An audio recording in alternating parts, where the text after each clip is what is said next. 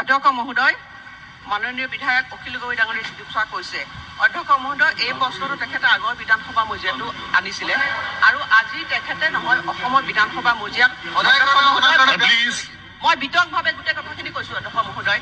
এইকাৰণে কৈছোঁ অধ্যক্ষ মহোদয়, অসমৰ মানুহো জানিব লাগে অধ্যক্ষ মহোদয় এই কথাখিনি, লোন লোৱা কথাখিনি অধ্যক্ষে অখিল গগৈ ডাঙৰীয়াই এই কথাখিনি কৈছে। মই সম্পূৰ্ণভাৱে নুই কৰিছোঁ।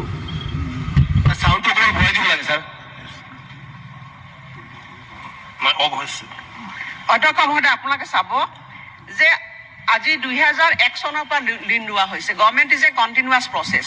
অধ্যক্ষ মহোদয়, 2001 চনৰ পৰা 2014-15 চনলৈ যিমান মানে টকাৰ লোন লৈছিলে প্ৰায় 35,000 অধিক।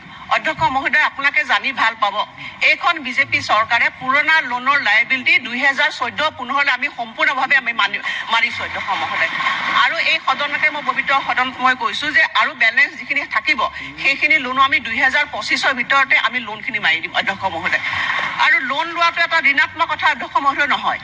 এই লোনৰ লগত আমাৰ চৰকাৰখনৰ আমাৰ ডেভেলপমেণ্টৰ কথা ৰাজ্যখনৰ লগত জড়িত হৈ আছে। আৰু অধ্যক্ষ মহোদয়, আপোনালোকে চাব যে তেখেতে বিচাৰিছিলে মোক চ'ৰ্চটোৰ কথা, মই চ'ৰ্চটো আপোনাক দিছোঁ যে কি কি চ'ৰ্চৰ পৰা এই চৰকাৰখনে যোৱা সময়ছোৱা আমি ঋণ গ্ৰহণ কৰিছিলোঁ। আৰু এই ঋণটো অধ্যক্ষ মহোদয় কনষ্টিটিউশ্যন অফ ইণ্ডিয়াই দিছে, ভাৰতবৰ্ষই আমাক এলাউ কৰে আৰু যিখিনি কণ্ডিশ্যন আছে সেই কণ্ডিশ্যন সম্পূৰ্ণ ফুলফিল কৰি ইয়াত লোন লোৱা হৈছে। আৰু অখিল গগৈ ডাঙৰীয়াই যিখন তালিকা পঢ়িছে, মোৰ হাততো সম্পূৰ্ণ তালিকা আছে অধ্যক্ষ মহোদয়।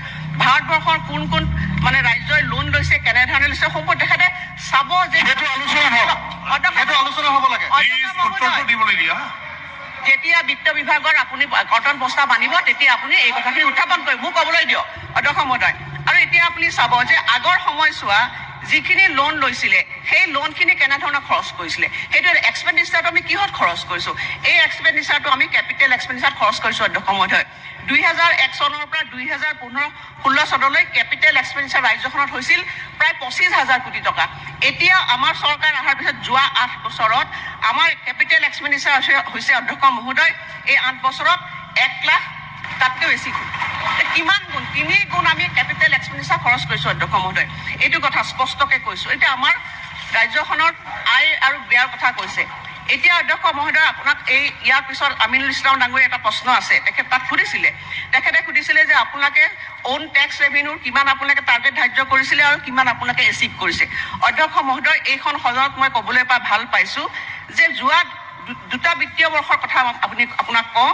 2020 আৰু 21-22 বৰ্ষ আৰু 22-23 বৰ্ষত আমি যিমান টাৰ্গেট এচিভ কৰিছিলোঁ তাতকৈ বেছি আমি ৰেভিনিউ কালেকশ্যন কৰিছোঁ আমাৰ অ'ন চ'ৰ্চৰ পৰা।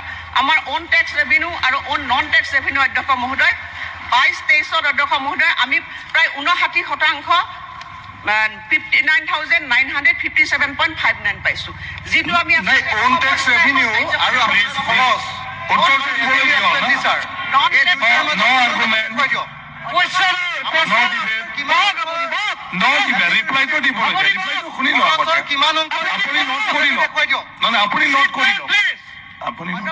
মোৰ বাজেটখন যেতিয়া মই প্ৰস্তুত কৰোঁ তাৰ পিছৰ ফালে মোৰ চ'ৰ্চ অফ ইনকামটো on tax revenue non tax revenue আমি দি দিওঁ অধ্যক্ষ মহোদয়, শ্বেয়াৰ অফ চেণ্ট্ৰেল টেক্সেছ।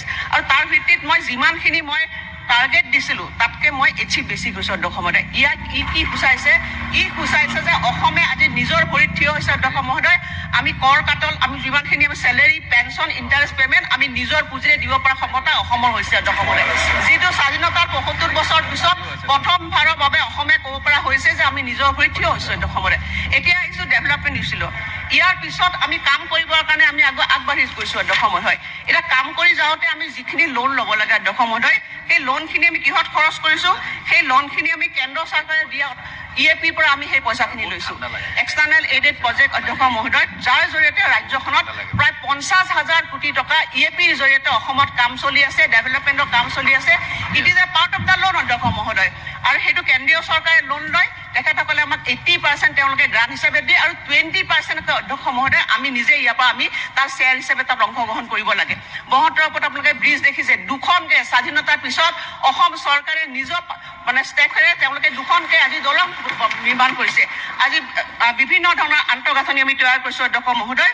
আৰু ইয়াৰ পিছত আমি কেন্দ্ৰীয় চৰকাৰক ধন্যবাদ দিব লাগিব অধ্যক্ষ মহোদয়। তেওঁলোকে যিটো কেপিটেল ইনভেষ্টমেণ্ট প্ৰজেক্ট গোটেই ভাৰতবৰ্ষৰ কাৰণে 1 লাখ কোটিৰ অধিক ৰাখিছে।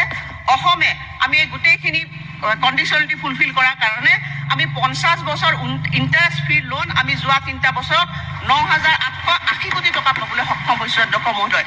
এই লোনটো আগতে অধ্যক্ষ মহোদয় চৰকাৰে কি কৰিছিলে, তেওঁলোকে দৰমহাত খৰচ কৰিছে অধ্যক্ষ মহোদয়। এতিয়া আমি দৰমহাত আমি খৰচ কৰা নাই, এই পুঁজিবিলাক আমি আন্তঃগাঁথনি ইনফ্ৰাষ্ট্ৰাকচাৰ ডেভেলপমেণ্টৰ কাৰণে আমি খৰচ কৰিছোঁ অধ্যক্ষ মহোদয়। সেইকাৰণে আজি আমি সপোন দেখিছোঁ অধ্যক্ষ মহোদয় 5খন ৰাজ্যৰ ভিতৰত এখন হোৱাৰ। Thank you.